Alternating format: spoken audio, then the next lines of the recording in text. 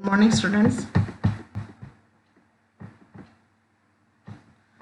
हमने 7 क्वेश्चन कर लिए थे। अब ये जो 8वां क्वेश्चन है वो मैंने कहा था आपको कि आप करके देखना। इसमें आंसर जो गोल्ड है उसमें क्या होगा, गोल्ड के क्या होते हैं, आभूषण। ठीक है, गोल्ड के आभूषण होंगे। आयरन मशीनें, इसमें आप देख सकते हैं थर्मामीटर, मरकरी। ठीक है, बिजली के जो तार हैं कॉपर के बने होते हैं। खाद्य सामग्री लपेटना कौन से में, एल्यूमिनियम में किया जाता है। आभूषण बताई थी गोल्ड के हैं। मशीनें आयरन की होती हैं। और ईंधन जो है वो कार्बन ईंधन के रूप में जलाया जाता है। तो ये आपको मैच करने हैं सब में, दोनों में। अगला क्वेश्चन है 9वां। क्या होता है जब तमु सल्फ्यूरिक अम्ल कॉपर प्लेट पर डाला जाता है। तमु सल्फ्यूरिक अम्ल का सूत्र क्या होता है, H2SO4, और ये कॉपर है। तो जब इन दोनों की क्रिया करवाई जाती है तो कॉपर सल्फेट और हाइड्रोजन बनता है। क्या बनता है, कॉपर सल्फेट और हाइड्रोजन। ये जो कॉपर है ये यहाँ आ जाएगा इसकी जगह, और हाइड्रोजन यहाँ से हट जाएगा। तो ये हाइड्रोजन यहाँ आ गया और कॉपर ने इसकी जगह ले ली, तो कॉपर सल्फेट बनेगा और हाइड्रोजन गैस निकलती है। अगला है लोहे की कील कॉपर सल्फेट के विलयन में रखी जाती है। ये अपन ने किया भी था, आपको याद हो तो। हमने 5 बीकर लिए थे और 5 बीकर में कॉपर सल्फेट में हमने लोहे की कील डाली थी। तो कॉपर कम क्रियाशील था और आयरन जो लोहा है वो ज़्यादा क्रियाशील था। तो ये लोहा क्या करेगा, आयरन क्या करेगा, ये कॉपर को यहाँ से हटा देगा और क्या बना देगा, आयरन सल्फेट बना देगा। ठीक है, तो यहाँ देखिए विलयन का रंग नीले से हरा हो जाता है। अपन ने देखा था हरा हो गया था। आप देख सकते हैं स्लाइड पीछे अपन चलने, तो यदि ये देखिए इसमें ये हरा हो गया था विलयन। ये क्या हो गया था, हरा विलयन हो गया था। ये कॉपर सल्फेट का घोल था। इस कॉपर सल्फेट में हमने आयरन डाला था। ठीक है ना, आयरन डालने पे क्या होगा कि ये आयरन सल्फेट बन जाएगा और कॉपर अलग हो जाएगा। याद आया कुछ? इस तरह से ये बन जाएगा। कॉपर सल्फेट में आयरन डालने पर यहाँ आयरन आ जाएगा और कॉपर अलग हो जाएगा। यहाँ से कॉपर अलग हो जाएगा और यहाँ पे क्या आ जाएगा, आयरन आ जाएगा। ठीक है, आ गया समझ में सबके? ये अपन रिएक्शन पढ़ चुके पहले कि आयरन ज़्यादा क्रियाशील होता है, कॉपर कम क्रियाशील होता है। तो कॉपर यहाँ से हट जाएगा और यहाँ कौन आ जाएगा, आयरन आ जाएगा। ठीक है, अगला प्रश्न। सलोनी ने लकड़ी के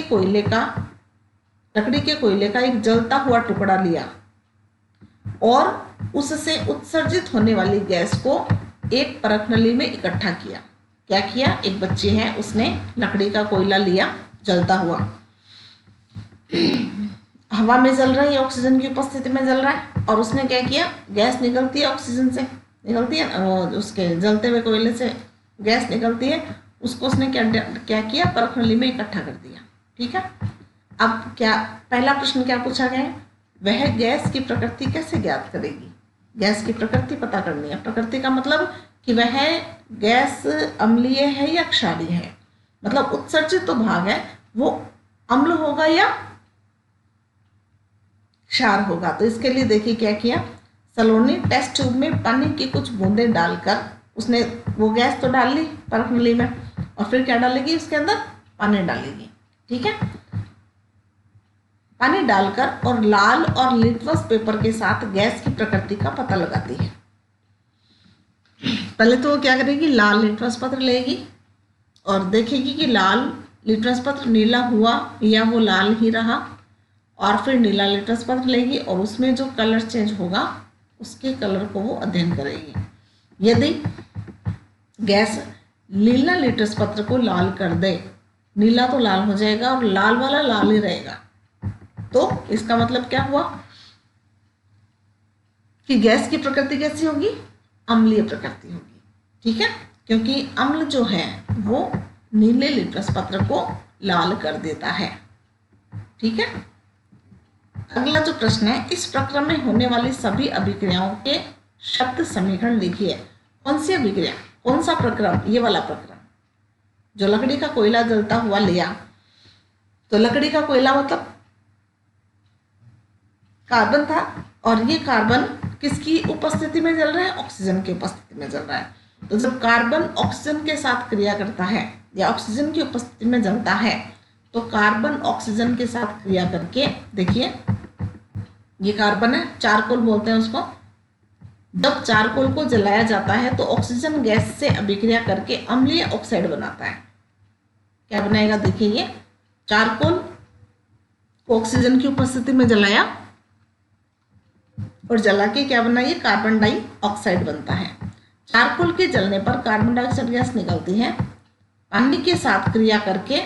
अब जब उसने क्या किया, पानी में गैस को इकट्ठा किया, फिर उसके अंदर पानी डाला ना, तो कार्बन डाइऑक्साइड क्या करेगी, पानी के साथ क्रिया करेगी। तो देखिए कार्बन डाइऑक्साइड पानी के साथ क्रिया करेगी तो क्या बनेगी, कार्बनिक एसिड। कार्बनिक एसिड बन रहा है ना, एसिड मतलब अम्ल बन रहा है ये। तो अम्ल क्या करता है, नीले लिटरस पत्र को लाल कर देता है। ठीक है, तो इसलिए हमने देखिए पीछे हमने क्या लिखा कि नीले लिटरस पत्र को लाल कर देती है और लाल लिटरस पत्र में कोई परिवर्तन नहीं आता है।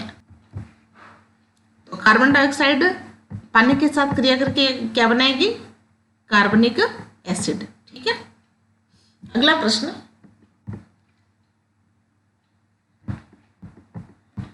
एक दिन रीता अपनी माँ के साथ आभूषण विक्रेता की दुकान पर गई। उसकी माँ ने सुनार को पॉलिश करने हेतु सोने के आभूषण दिए। अगले दिन जब वे आभूषण वापस लाई तो उन्होंने पाया कि उनका भार कुछ कम हो गया है। क्या आप भार में कमी का कारण पता कर सकते हैं? जब सुनार के पास अपन जाते हैं कि हमारे जो सोने के गहने हैं उसको नई जैसे कर दो, करते हैं ना अपन, जाते हैं चांदी के गहने सोने के गहने उनको देता है, तो सुनार क्या करता है, उस पर कुछ केमिकल लगाता है, और केमिकल लगाने पर क्या करता है कि उसकी ऊपर वाली परत जो है वो उतर जाती है।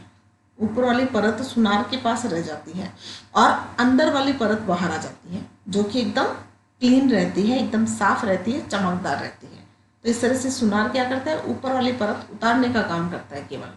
ठीक है ना, और उसके साथ कुछ मात्रा में सोना और जो गंदगी है वो निकल जाती है, और उससे क्या होता है, उस गहने का भार कम हो जाता है। तो देखिए सोने की पॉलिश के लिए सुनार जो है वो एक्वा रिजिया एक पदार्थ है, एक्वा रिजिया नामक पदार्थ का इस्तेमाल करते हैं, जो सोने के अंदर वाली परत को बाहर निकालता है। इस कारण सोने के भार में कमी आती है। ठीक है, तो क्या हो जाता है कि सोने का जो ऊपर वाला परत है वो उतर जाती है, और उतर के और क्या हो जाता है कि इसके जो अंदर वाली परत है वो बाहर आ जाती है। इस तरह से सोना चमकदार बन जाता है। लेकिन जब ऊपर वाली परत बाहर निकलती है तो क्या होता है, वो हमें चमकदार और एकदम नया नजर आता है।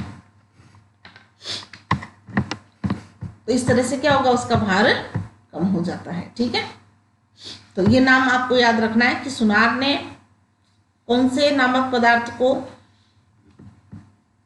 किस पदार्थ का उपयोग किया, एक्वा रिजिया। ठीक है,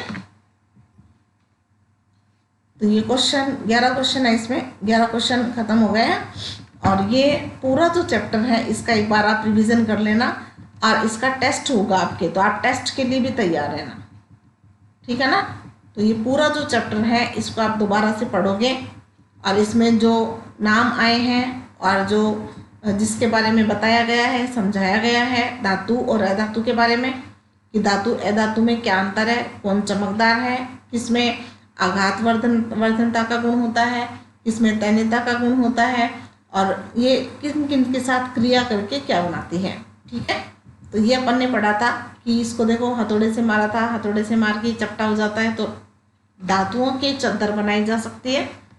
एल्यूमिनियम की फॉइल बनती है ना, जिसके अपन खाना लपेटते हैं, ठीक है ना, वो एल्यूमिनियम की होती है। चांदी की भी बिल्कुल बारीक परत बनाई जा सकती है, लोहे की भी बनाई जा सकती है।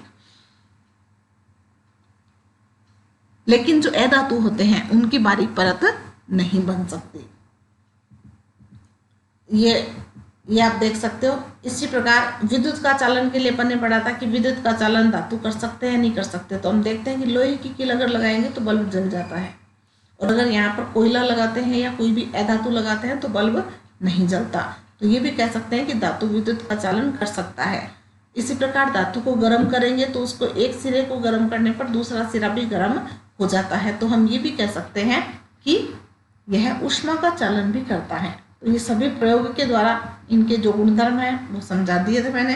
एक ये भी है कि धातु पर अगर अपन किसी भी चीज को चोट पहुंचाते हैं, किसी चीज से अगर मारते हैं तो ध्वनि उत्पन्न होती है, ठीक है ना, निनाद ध्वनि जिसको बोला था, आगे समझ में।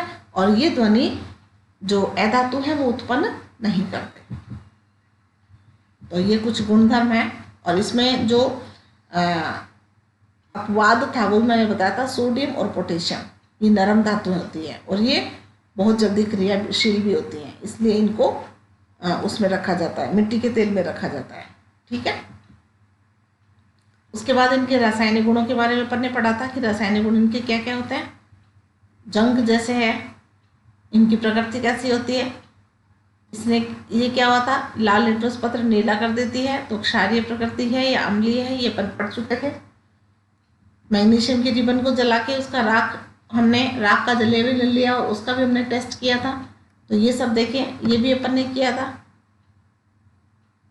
एक ढक्कन लिया था, उसके तार बांध के, और उसको भी अपन ने सल्फर के चूर्ण को जलाया था और जला के, और फिर उसमें पानी डाल के, और अपन ने देखा था कि उसकी प्रकृति कैसी है। तो इसमें देखिए जो नीला लिटमस पत्र था वो लाल हो जाता है। तो इस प्रकार से लिटमस पत्र के द्वारा हम प्रत्येक पदार्थ का अपन अध्ययन कर सकते हैं कि अम्ल है या क्षार है। तो ये सारा अपन पढ़ चुके थे, मैंने एक बार दोबारा इसका रिवीजन करवा दिया है। इसमें देखिए हमने क्या लिया था, जलाने के लिए सोडियम का टुकड़ा लिया था, और सोडियम के टुकड़े तो को हमने सावधानी से जलाया था, और देख ली इसमें हमने परीक्षण भी किया था इसका। तो इस प्रकार से धातु और अधातु अपन ने अंतर देखा था कि जो अधातु है वो जल से क्रिया नहीं करते, ठीक है, ये वायु में सक्रिय होते हैं, और वायु में सक्रिय होने के कारण इनको जल में रखा जाता है। और फास्फोरस बहुत ही सक्रिय धातु है, उसको हम किस में रखते हैं, जल में रखते हैं। ठीक है, तो ये अपन ने देख लिया था, ये अपन ने पढ़ लिया था। और हाइड्रोजन गैस बनती है, ये भी अपन ने देखा था। देखो पॉप की ध्वनि होती है, हाइड्रोजन गैस का निर्माण हुआ था। अम्ल के साथ क्रिया होती है, धातु जो है वो अम्ल के साथ क्रिया करके हाइड्रोजन गैस देते हैं, जबकि अधातु अम्ल के साथ क्रिया नहीं करते। फिर विस्थापन अभिक्रिया के लिए मैंने बताया था जिंक, आयरन और कॉपर। जिंक सबसे ज़्यादा क्रियाशील होता है, आयरन उससे कम होता है, और कॉपर सबसे कम क्रियाशील पदार्थ है, इसलिए कॉपर किसी को भी प्रतिस्थापित नहीं करेगा। ये अपन ने रिएक्शन भी पढ़ लिए थे। उसके बाद धातु अधातु के उपयोग हमने पढ़े थे कि किस प्रकार से धातुओं का उपयोग किया जाता है और किस प्रकार से अधातुओं का उपयोग। तो धातु के साथ साथ अधातुओं से भी बहुत सी चीज़ें बनती है, जिसको अपन ने यहाँ पे पढ़ा था। तो इस तरह से पूरे चैप्टर का मैंने रिवीजन करवा दिया है। इसको आप याद करोगे, इनके क्वेश्चन आंसर अपनी नोटबुक में करोगे। ठीक है, अब अपन आज जो है वो नया लेसन शुरू करेंगे, और लेसन का जो नाम है वो है कोयला और पेट्रोलियम। लेसन का नाम क्या है, कोयला और पेट्रोलियम। कोयला और पेट्रोलियम के बारे में आप जानते हैं। देखिए जितने भी संसाधन हैं, संसाधन दो प्रकार के होते हैं। एक तो प्राकृतिक संसाधन, संसाधन का मतलब हमारे लिए जो यूज में आने वाली चीजें हैं, वो जिनका उपयोग हम दैनिक जीवन में करते हैं, वो क्या कहलाते हैं, संसाधन कहलाते हैं। अब कुछ संसाधन ऐसे होते हैं जो हमें प्रकृति देती है, लेकिन कुछ संसाधन ऐसे भी हैं जो मानव निर्मित है, जो अपन यूज करते हैं, जैसे लैपटॉप है, कंप्यूटर है, फ्रिज है, ये सब चीजें क्या है, मानव निर्मित है, मनुष्य के द्वारा बनाई गई है, ये हमें प्रकृति ने नहीं दी, ठीक है ना। अब जैसे वायु है, मिट्टी है, सूर्य का प्रकाश है, ये किसने दिया, ये प्रकृति ने दिया, तो ये प्राकृतिक संसाधन हो गए, ठीक है ना। तो आप आसानी से प्राकृतिक संसाधन पता कर सकते हैं और कृत्रिम संसाधन पता कर सकते हैं। कृत्रिम का मतलब है मानव निर्मित, जो मानव ने बनाया, जैसे जितने भी इलेक्ट्रॉनिक सामान है, प्रेस है, फ्रिज है, टीवी है, और भी बहुत से सामान है, कैमरा है, जो जो व्यक्तियों ने बनाया, जो मानव ने बनाया, मानव निर्मित जो हैं, वो बहुत सी चीज़ें हैं, उनका आप सारणीबद्ध कर सकते हो और उनके आप सारणी बना सकते हो।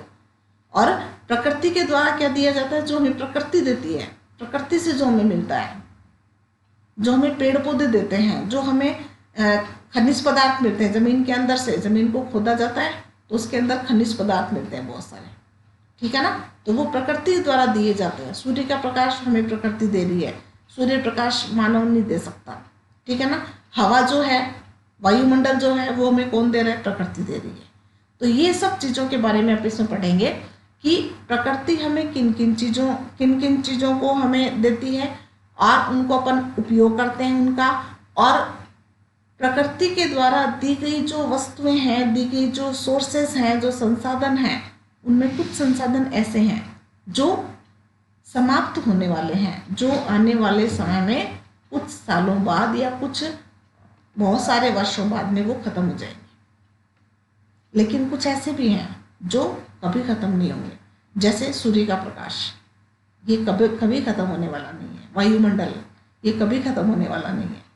तो प्रकृति के द्वारा जो दिए गए संसाधन हैं वो भी दो प्रकार के होते हैं, एक तो वे जो लंबे समय तक चलेंगे, जो खत्म नहीं होंगे कभी भी, अनंत रूप से हमें प्राप्त होते हैं, और कुछ ऐसे हैं जो जैसे जैसे समय बीतेगा वैसे वैसे वो चीज़ें खत्म हो जाती है। तो आने वाली जो पीढ़ी है वो उन चीज़ों का उपयोग नहीं कर सकती अगर हम उनके लिए वो चीज़ें सुरक्षित नहीं रखेंगे। तो बात समझ में आ गई। तो इस पूरे चैप्टर में अपन इन्हीं के बारे में अध्ययन करेंगे।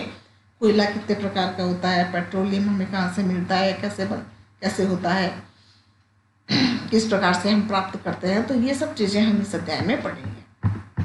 हम अपनी मूलभूत आवश्यकताओं के लिए विभिन्न पदार्थों का उपयोग करते हैं।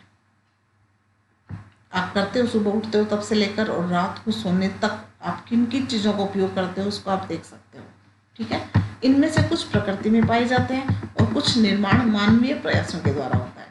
जैसे आप सुबह उठते हो, पानी लेते हो, तो पानी ऊपर टंकी में भरा जाता है ना पानी, तो वो मनुष्य के द्वारा भरा जाता है। फिर आप खाना खाते हो या बेड पे बैठते हो या टेबल कुर्सी पे बैठते हो, तो ये सब किसके द्वारा बनाई जाती हैं, मनुष्य के द्वारा बनाई। टीवी देखते हो, ठीक है, ट्यूबलाइट का उपयोग करते हो, पंखे का उपयोग करते हो, कूलर का उपयोग करते हो, टीवी का उपयोग करते हो, ये सब क्या है, मानव निर्मित है।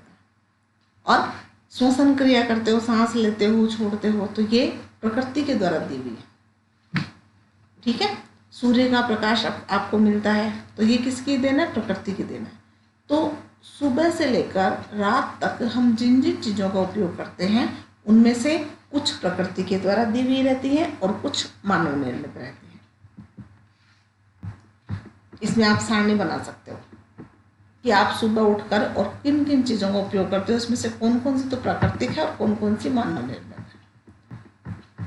वायु, जल, मृदा, खनिज सम्मिलित हैं क्योंकि ये सभी प्रकृति द्वारा उपलब्ध कराए जाते हैं। प्रकृति में देखो क्या क्या देती है, वायु देती है, जल प्रकृति के द्वारा मिलता है, मृदा मिट्टी प्रकृति में पाई जाती है, मिट्टी हम नहीं बना सकते, मनुष्य मिट्टी नहीं बना सकता, ठीक है। खनिज जो जमीन को खोद कर और हमें खनिज पदार्थ प्राप्त होते हैं, ढूंढे जाते हैं, ठीक है। तो ये सभी क्या है, प्राकृतिक संसाधन। तो ये सभी प्रकृति द्वारा उपलब्ध कराए जाते हैं, इन्हें प्राकृतिक संसाधन कहते हैं। तो इसकी परिभाषा क्या हो जाएगी, वे संसाधन जो प्रकृति द्वारा उपलब्ध कराए जाते हैं प्राकृतिक संसाधन कहलाते हैं। प्रकृति में विभिन्न संसाधनों की उपलब्धता की दृष्टि से प्राकृतिक संसाधनों को व्यापक रूप से दो वर्गों में बांटा जाता है, जैसा कि मैंने आपको भी बताया था कि खत्म होने वाले और नहीं खत्म होने वाले। ठीक है, तो अक्षय प्राकृतिक संसाधन, अक्षय प्राकृतिक संसाधन वे संसाधन हैं जो कभी भी खत्म नहीं होंगे। तो वे संसाधन जो कभी समाप्त नहीं होंगे, समाप्त नहीं होने वाले जो संसाधन हैं वो अक्षय प्राकृतिक संसाधन कहलाते हैं। तो क्या जाएगा, ये संसाधन प्रकृति में असीमित मात्रा में उपलब्ध होते हैं। असीमित मतलब कोई निश्चित सीमा नहीं है, कोई लिमिट नहीं है कि भी इतना ही है। ठीक है ना, अनलिमिटेड है, कोई लिमिट नहीं है इसके। कितना भी अपन, अब सूर्य के प्रकाश का अपन कितना भी उपयोग करें वो खत्म थोड़ी हो जाएगी। वायु का अपन कितनी लंबे लंबे श्वास ले लें, ज़्यादा ले लो श्वास, ज़्यादा ले लो, फिर भी क्या वायुमंडल खत्म थोड़ी हो जाएगा, वायु खत्म नहीं होगी ना। तो इस प्रकार से ये ऐसे संसाधन हैं जो असीमित है। ये संसाधन प्रकृति में असीमित मात्रा में उपस्थित हैं और मानवीय क्रियाकलापों से समाप्त नहीं होते हैं। उदाहरण के लिए सूर्य का प्रकाश, आप ज़्यादा सूर्य के प्रकाश में बैठ जाओगे तो ये थोड़ी कि वो खत्म हो जाएगा। ठीक है, वायु, तो वायुमंडल भी, वायु भी जो है हमारे चारों तरफ जो वायु वो भी खत्म नहीं होगी। समाप्त होने वाले प्राकृतिक संसाधन, दूसरा प्रकार कौन सा है, जो खत्म हो जाएंगे। अगर अपन जिनका ज़्यादा उपयोग करेंगे तो वो आने वाली पीढ़ी उसका उपयोग नहीं कर पाएगी। इसलिए उन जो चीज़ें हमारे पास में सीमित मात्रा में हैं उनका उपयोग हमें ज़रूरत या आवश्यकता पड़ने पर ही करनी चाहिए, अन्यथा हमें उनका उपयोग नहीं करना चाहिए। तो प्रकृति में इन स्रोतों की मात्रा सीमित है, अनलिमिटेड नहीं है। ये मानवीय क्रियाकलापों द्वारा समाप्त हो सकते हैं। अगर इसका ज़्यादा उपयोग करेंगे तो ये खत्म हो जाएंगे। इन संसाधनों के उदाहरण हैं वन। अगर अपन वनों की ज़्यादा कटाई करेंगे, जैसे जैसे जनसंख्या बढ़ रही है तो क्या हो रहा है, वन काटे जा रहे हैं। लकड़ी की आवश्यकता होती है, लकड़ी की आवश्यकता के लिए वन में से लकड़ी लाते हैं तो वन को काट देते हैं, पेड़ों को काट दिया जाता है, तो वन धीरे धीरे क्या हो रहे हैं, कम हो रहे हैं। वन्य जीव, वन में रहने वाले जो जीव हैं वो भी क्या हो रहे हैं, उनको मारा जा रहा है, उनका शिकार किया जा रहा है, तो वो भी धीरे धीरे क्या हो रहे हैं, कम हो रहे हैं। खनिज, ज़्यादा से ज़्यादा खनिज पदार्थों का उपयोग किया जाता है तो उनका भी खनन होता है, उनकी भी हानि होती है। कोयला, पेट्रोलियम, प्राकृतिक गैस, तो ये सब चीज़ें क्या है, अपन जो भी काम में लेते हैं, जिन भी गैसों को काम में लेते हैं, पेट्रोल जो काम में लिया जाता है वो इतना ज़्यादा काम में लिया जा रहा है कि ऐसा माना जाता है कि कुछ सालों पश्चात ये जो सोर्सेज हैं ये ख़त्म हो जाएंगे और आने वाली पीढ़ी इन चीज़ों का उपयोग नहीं कर सकेगी।